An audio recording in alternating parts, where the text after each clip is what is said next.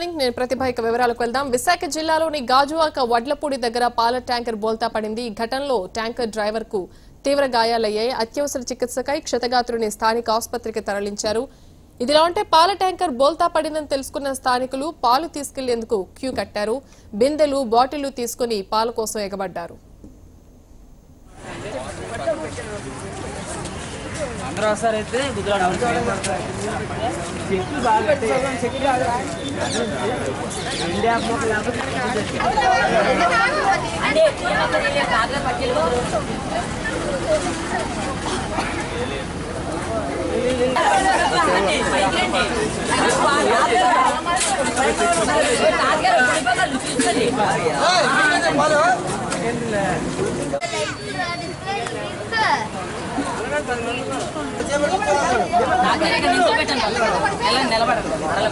చేపియాలా